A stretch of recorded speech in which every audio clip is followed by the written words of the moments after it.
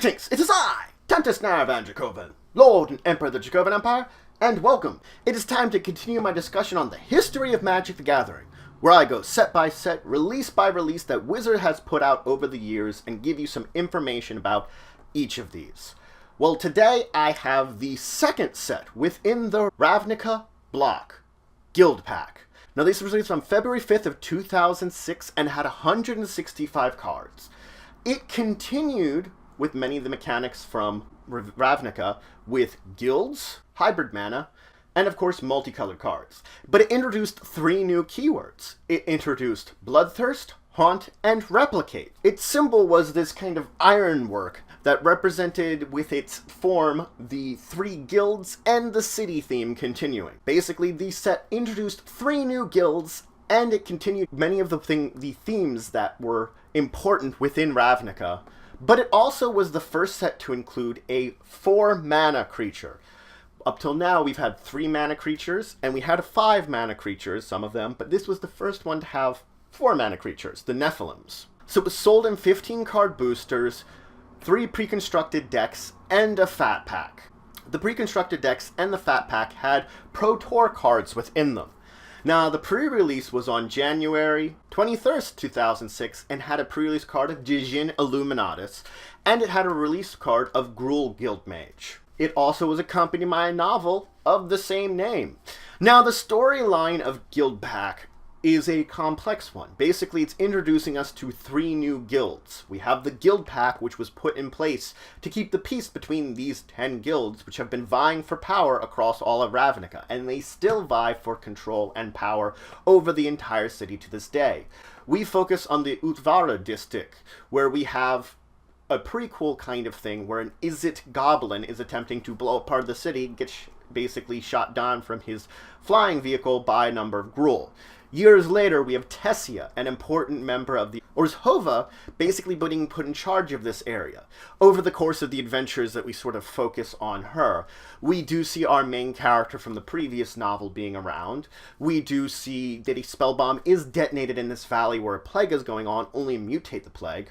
We see a revolution almost being taking place here, and a number of dragons being released. We have Tessia seemingly have some dragons on her own side, and this kind of battle ensue in which Tessia and her allies, with the guilds, emerge victorious in the end, but the result of all of this leaves in a cliffhanger, hinting at the Nephilim to come. Now, there were 2 misprints in this set. There was Hypervolt Grasp, which actually had the Gruul symbol in the background when it's an Izzet card. So, had a symbol mistake on that one. And Thunderhead, a couple of the foils actually were printed without the W and Y within the italic letters. The italic letters being the quotes or the reminder text for abilities. So, within those 2 areas on these foil Thunderheads, W and Y wouldn't appear. And this wasn't all of them. It was just some of them. Now, as I said, there were 3 new guilds which are introduced here. The Izzet League is a blue-red guild, and their special ability, their keyword, was Replicate. A spell that was an instant or sorcery with Replicate. When you played it, you may pay the Replicate cost any number of times. Each time you would pay this Replicate cost, you would put a copy of this instant or sorcery into play on the stack. So effectively, I would play a spell with Replicate, and each time I pay that cost, I get a copy of that spell. So I can get, I pay my normal cost, I pay the Replicate cost 3 times, I have 4 copies of that spell. There was also the Gruul clans, which were a red-green group. These had the special ability Bloodthirst, that a creature with Bloodthirst would enter the battlefield with a number of +1/+1 counters if an opponent was damaged this turn. So an opponent takes damage, you can play your Bloodthirst creatures, they come into play bigger. The Orzhov Syndicate was a white-black group with the special ability Haunt. When a card with Haunt would be put into the graveyard, it would effectively be exiled, but technically it's returned to play, haunting another permanent, as mentioned under the Haunt ability that it has. Then when this permanent is put into the graveyard from play, the Haunt ability is triggered from the original permanent. Now, I talked about all the mega cycles that would be lasting across all 3 of these sets within the block. They all did continue, of course, here with these 3 new clans. So I talked about them in the last episode. I'm not going to talk about them today, but the mega cycles existed. Still, this set had a few cycles of its own. It had the leylines. Leylines were a special type of enchantment that if in your opening hand I had a leyline, before the game began, I could choose to begin play with the leyline in play. So effectively, I'd get my opening hand, I wouldn't mulligan anymore, we'd be ready to play. As soon as both players, ready to play, not mulliganing, we're about to take the first turn, if I have a leyline in my hand, I can choose to put it out. I can just have it out and play right away. It starts in play. There was also the mage marks. Mage marks were common auras that would enchant creatures that would grant a +1/+1 bonus to every creature that is enchanted. It would also grant many of them would also grant a special ability to creatures that were enchanted. So effectively, it's whatever had a mage mark granted bonus abilities to other creatures with enchantments on them, with auras on them. There was also the Nephilim, which I mentioned before, which were 4 mana cost creatures that were basically had very powerful abilities that were unique all to their own. The Ruisaikas were uncommon 1/1 spirits that had an activated ability that cost the mana of whatever mana they were, and sacrificing a creature. So you'd have to pay a mana, sacrifice a creature, and then you get the ability from them. Now there were 2 reprints in the set, including Savage Twister. There were the 3 pre-constructed decks, in the black-white deck called Code of the Orzhov, the red-green one called Gruul Wilding, and of course the red-blue one called Is It Geometry? Now let's talk about some of the cards from this set. There was Angel of Despair, a 5/5 flyer that when it entered the battlefield you would destroy target permanent. There was Burning Tree Shaman. Whenever a player plays an activated ability that isn't a mana ability, Burning Tree Shaman deals 1 damage to them. So basically this shut down using any other activated abilities of anything except mana abilities. There was Leyline of the Void. This is one of the leylines, so if you have it in your opening hand, you can begin play with it in play.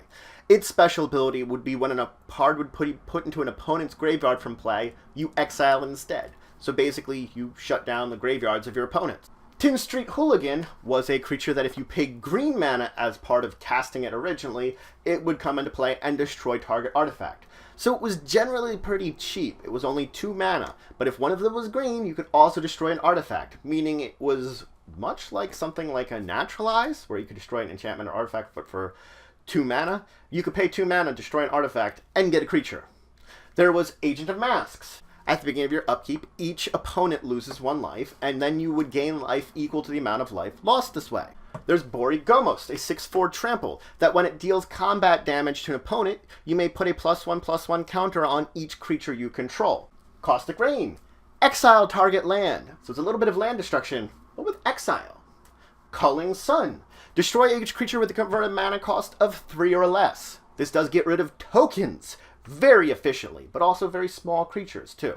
Debtor's Knell. At the beginning of your upkeep, you may return target creature from a graveyard to play under your control. Debtor's Knell not only allows you to return a creature from your graveyard each turn to play, but really any player's graveyard, which means you can also steal them. It's just if something's dead, you get 1 back every turn. Djinn Illuminatus. This flying creature gives all instants or sorceries you control replicate, with a replicate cost equal to their mana cost. So now, when you would play an instant or sorcery, it didn't have replicate, guess what? It does. You just have to pay its mana cost each time. You can play 1 spell and cast it a whole bunch of times. Dunebrood Nephilim. This Nephilim, when it deals combat damage to an opponent, you may put a 1/1 colorless sand token creature into play for each land you control. So you smack an enemy with it, and you get a lot of tokens, depending on how many lands you have. There's Electrolyze.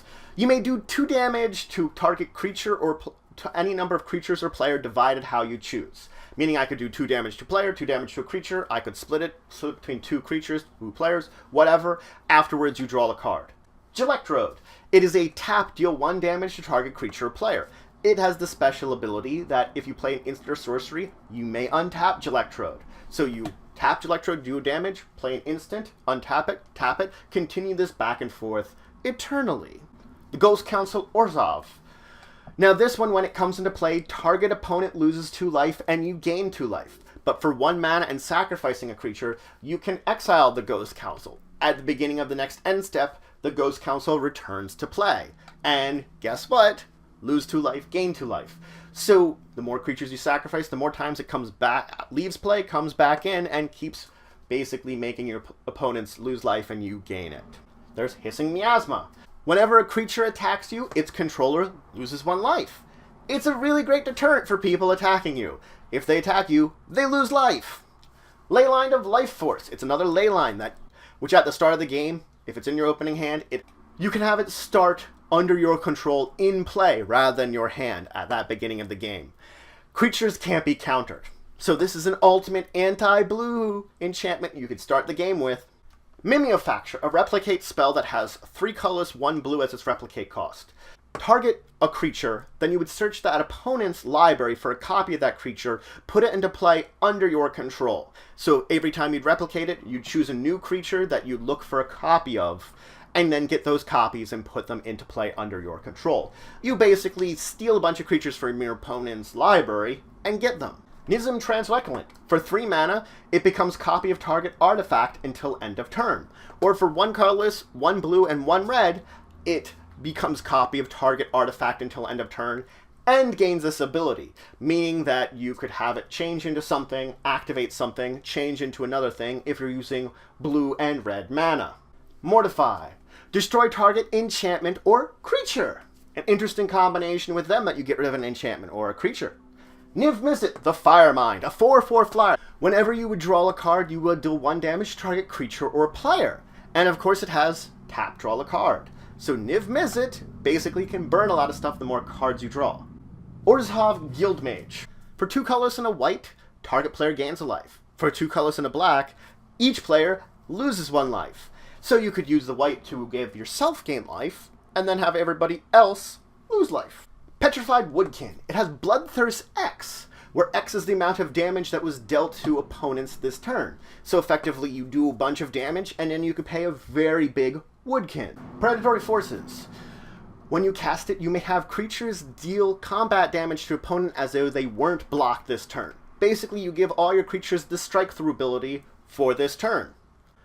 Primeval Light. Destroy all enchantments target player controls. So this is a global enchantment ability, but it targets an opponent to do it. Vacuum Melt. It is a replicate spell that for 2 colors and a blue you can replicate it. You return target creature to its owner's hand. The more mana you have, the more creatures you return to its hand. Skeletal Vampires. A flyer that when it comes into play, you get 2 black 1/1 flying black bat tokens. So basically it comes into play with 2 bats, but for 3 colors and 2 black, you can sacrifice a bat to put 2 bats into play. So effectively, you get those 2 1/1 flying bat tokens to begin with that are black, and each time you sacrifice one, you get another bat. So you can pay 5 mana and basically get an extra bat. You do have to sacrifice one to do this, but you're getting an extra bat each time. You can also sacrifice a bat to regenerate Skeletal Vampire. Spelltith Enforcer. Whenever an opponent plays a spell, they must sacrifice a permanent unless they pay 1. It kind of makes every opponent's spells more expensive, really. Stormherd. When you cast Stormherd, you put X 1/1 flying white Pegasus tokens into play, where X is your life total. So basically, if you have 20 life, you get 20 Pegasi. Tessia. Orzhov Scion. You can sacrifice 3 white creatures to exile target creature. Whenever a black creature you control dies, put a 1/1 white spirit token into play. So effectively, you could get rid of black creatures to get white tokens, to sacrifice those white tokens to exile stuff. Ulash the Hateseed. When it comes into play, this 0/0 creature, for each red creature you control, you put a +1/+1 counter on it. Then for each green creature you control, you play +1/+1 counter on it. Therefore, red and green creatures will trigger twice. Then for 1 mana and removing a +1/+1 counter from it, you can do one of the following. Deal 1 damage to target creature, or put a 1/1 sapling into play. So you play Ulash, the Hateseed, you get a bunch of counters on it, and then you start removing them to either kill off creatures, or to make some of your own. Witchmaw Nephilim. Whenever you would put a spell, put 2 +1/+1 counters on Witchmaw Nephilim. Whenever Witchmaw Nephilim attacks and it has 10 or more counters on it, it gains Trample. your Tilnephrim. When your Tilnephrim attacks, you may return a creature card from your graveyard to play tapped and attacking. So effectively you attack with the your Till, and you get another one of your creatures from your graveyard into battle next to it. But that's it for today. I introduce you to Guildpact, an interesting set that is an interesting follow-up to, of course, Ravnica. It continued with all the same themes: multicolor, auras, the hybrid man. But we saw 3 new guilds with very interesting feelings to them. That you can see that each guild had its own way of doing things that definitely reflected their nature, and it continued with this. Each of these guilds added to the storyline at this point in time, where we see a storyline almost focusing on all 3 of these through the novels, as if they're bringing them in as they are important to the story, while still maintaining that 4 portions of the story as a whole. Guildpact added stuff to this entire thing, and as you can see with some of the cards, it has great ones from all of these guilds, ones that could have very good uses to this day. Though I have to say Haunt is one of the more confusing abilities out of all of these yet, the other 2 are excellent additions to the overall feeling and excellent additions to the abilities that they have. Even with its level of confusion, Haunt is still an interesting mechanic. Guildpact continued these traditions that Ravnica had built up in the previous set and enhanced them in a way. We do see things like the leylines coming up here. These weren't the only leylines that have existed, but these were the first ones. And they were interesting, that you'd begin play with something. 4 mana creatures were introduced. This is something that definitely evolved Magic to a degree, because we did see an introduction of a few new types of things. The I start play with a card, and 4 mana cost creatures. Or 4 mana cost spells. Neither of these had existed up until now. So this is an introduction, an important one. But if you have any questions, comments, anything you would say, anything you think I left out, please leave in the comments below. Please like, share, and subscribe. It shows for the channel, the empire, the work I do.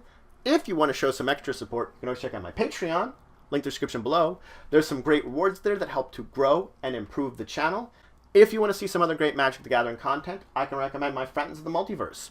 Card Bazaar, They Said, We Said, and Tasty Snackies. They do some great Magic the Gathering work. I can always recommend them.